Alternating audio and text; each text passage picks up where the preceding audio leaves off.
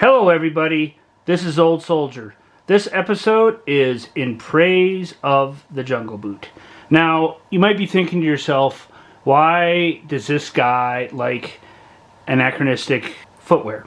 Well, the channel is Old Soldier, so let's talk about Old Soldier footwear. Well, seriously. Hey, we're going to just talk about these briefly, but there is a point to all this.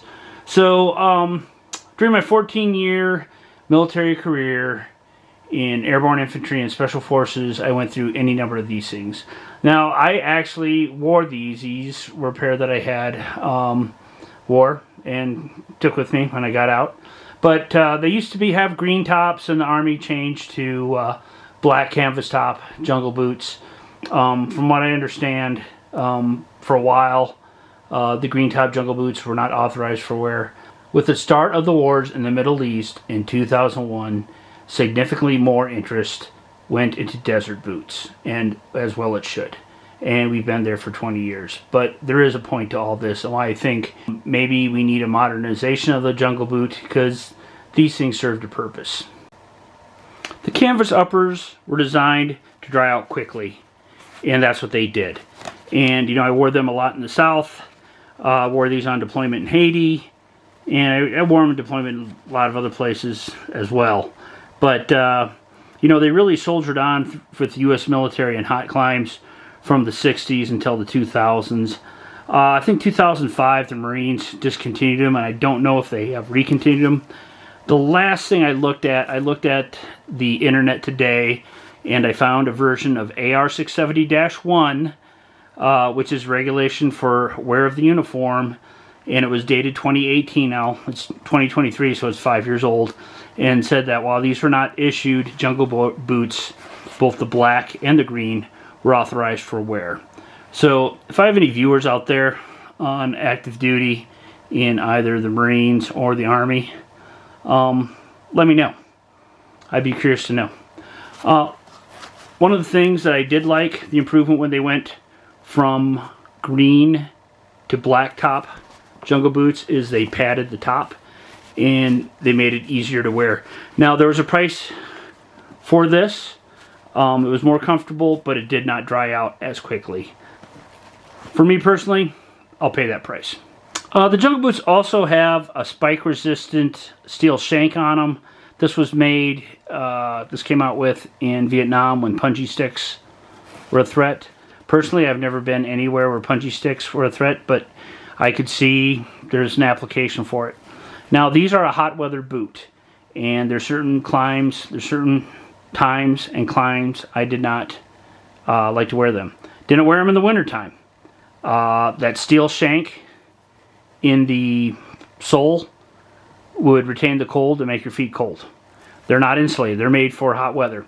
Another thing I didn't like is if I was road marching on pavement and it was extremely hot, the hot asphalt would again heat up that steel shank, and it was hot on my feet and made my feet sweat. Almost got too hot. I didn't like that. So there are certain times when I got cold out, I either wore the leather issue combat boots, or after 1985 I wore my Fort Lewis Stanners, and really I got a lot of use of those.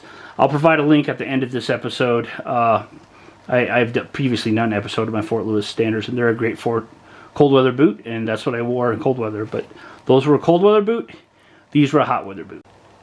Now, another area where I can't recommend these is any place where it's extremely bright and sunny and hot, like, I don't know, say Iraq, where in summertime temperatures get up to 140 and the sun beats down, because they're black, and black absorbs sunlight and absorbs heat.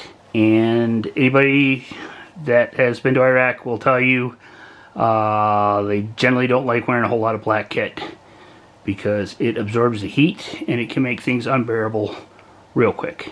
So didn't wear these over there. And like I said, when I was in Iraq, I was not in the military. Don't want anybody to think I was, but I didn't wear these over there, but not a good choice. Now, when jungle boots first came out in the 60s, they look somewhat like this. Now, these are not originals. These are knockoffs, and these are one of two pair that I had. I'm only down to one, and you'll say to yourself, these look brand new. Well, there's a reason for that. So these are knockoff, and I bought 2 pair, and the pair that I wore were pretty uncomfortable. They didn't treat my feet right, and they disintegrated almost immediately. So you get what you pay for, and that also explains why these are like brand new. Now maybe I kept them around, I don't know, they've been sitting in a duffel bag for years. Maybe if I ever have to equip a G-Force, I'll give these pair to somebody I don't like. But I really can't recommend them. They're not a good boot. These things disappeared. The originals, now don't get me wrong, the original green top jungle boots were a good boot. But these are knockoff. And if you wear these on your feet much, under heavy use, at the end of a month, your feet are going to look like you know what after a month in a Bangkok bordello. They're not a good boot. Don't buy them. Now, these are a pair of Issue desert boots, and for the desert, they're awesome. And, you know, really, I didn't enjoy spending a lot of time polishing boots, and I spent tons of time in the military polishing boots, and I don't think the new generation suffers at all for not having to polish boots. But these things are great, but there's one problem with them, in that in a wet environment, these things, the suede, whatever, brushed leather, whatever this material is, it's like a sponge. And these things will not dry out nearly as well. These also are Loa Zephyrs, and they're a great boot. I did an episode on them when I first started the channel. I've had multiple pairs of these, and these things are great, but also they are not a wet climate boot. Don't recommend them from wet climate because they are like a sponge. And these, you can see, they're Gore-Tex, yeah. They'll keep your feet drier. Well, they'll keep your feet dry somewhat and to a point, unless the water goes over the top of them. And the other thing is get extremely heavy when they're wet, and they take a long time to dry out. So yeah, jungle boots are great, but there's better things out there. So why am I doing this episode? Well, I have an eye towards the future. So I hope I don't ramble too much on this, but my father was a World War II veteran. He joined the Navy in 1939, and he felt, and his friends felt, that the U.S. was going to go to war with Japan at some time. He just didn't know. They didn't know when. Well, my dad, his ship was stationed at Pearl Harbor December 7th, 1941, and him and a bunch of other people had a rude awakening that day, that morning. And, you know, he survived the war. He lived a long, fruitful life. And I talked with him about his wartime experiences many times. And unfortunately, and I hope I'm wrong on this, but I really do feel that we are going to be sometime in the future with an armed conflict with China. I hope not, but I think we will. And yeah, warfare has evolved, and the nature of warfare have evolved, but it always comes down to some guy in the ground. And if we do get an armed conflict with China, it'll probably, a lot of that will be in Asia, probably in some hot climes, probably in some hot wet climes, probably in some hot wet tropical climes. So yeah, these things were great. There's better things out there.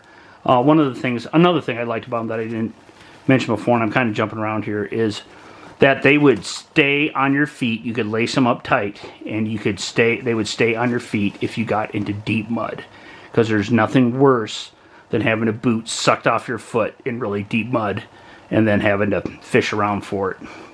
But as I was saying, look, I think at some point the U.S. we're going to have service personnel fighting in some hot jungle type environment, and you know, maybe it's something like this, maybe it's something much newer than this. Hopefully they improve it, but they really do. The U.S. military, in my opinion, or the people that, the soldiers and the Marines that might be involved in some fighting, it really might do you well to have a broken inset of jungle boots.